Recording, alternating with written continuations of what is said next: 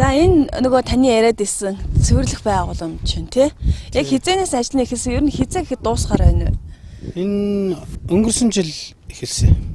Өнгөрсөн жил эхлээд тэгээд яг улсын төсөв дээр мөнгө төгрөг нь суугаагүй. Тэгээд яг бид нэг зээл аваад тэгэл одоо өргөжлүүлэл явж байна. Ирэх 10 сард дуусах ажил нь гэрээний хугацаа. Одоо үндсэн ажлуудаа бол хийсэн, барилгаа дуусгацсан, өөрийн зуухынд дуусчаад байж байна.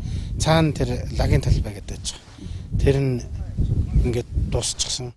За баханга тосгон маань төвөрдөнд байгаа шүү дээ. Тэндээс наашаа ирэх ингээд бохирын шугам, цэвэр усны шугам, бүх инженерийн шугам сүлжээнүүдээ хийчихсэн юм байна. Одоо энэ дотор байгаа яг цэвэрлэх байгууламжийн тоног төхөөрөмжүүд одоо удахгүй ирнэ. Тэгээ энийг угсаал ингээл олсон хүмүүст өгөндөө.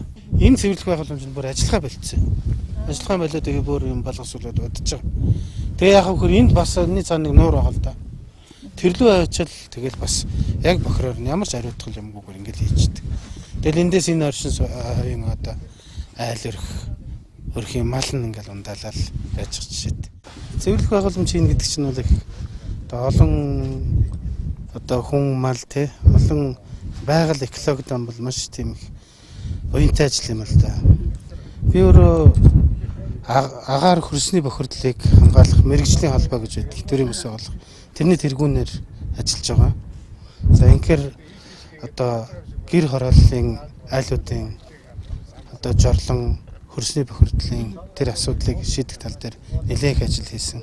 Тэр нь агаарын бохирдлыг бууруулах тал дээр одоо дээр ярьсан Багнуурын дулааны станцыг түшиглээд утаагүй түвшний нэлээд томоохон үйлдвэр байгуулчихсан байж байгаа. Тэгээд энэ агаарын бохирдол хөрсний бохирдлын талаар бол одоо тууштай тэмцэнэ.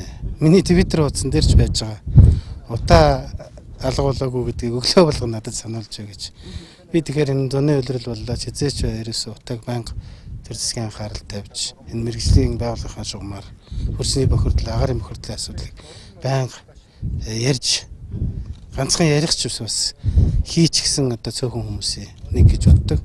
Утаагүй төсний үйлдвэр маань энэ жил 2000 тонн одоо түлш Улаанбаатар хотод нийлүүлсэн. Цаашдаа бол 20,000 хүртэл ажиллах боломжтой. Ингээд тасралтгүй ажиллаад байвал хөрсний бохирдлын асуудлаар бол мэрэгжлийн хүмүүстэй санал солилцоод том төсөл хөтөлбөрүүд бол хэрэгжүүлэхээр ингээд явж байгаа. За тэрний маань нэг нь бол бас энэ цэвэрлэх байгууламж ажиллаа гэж ойлгож байна.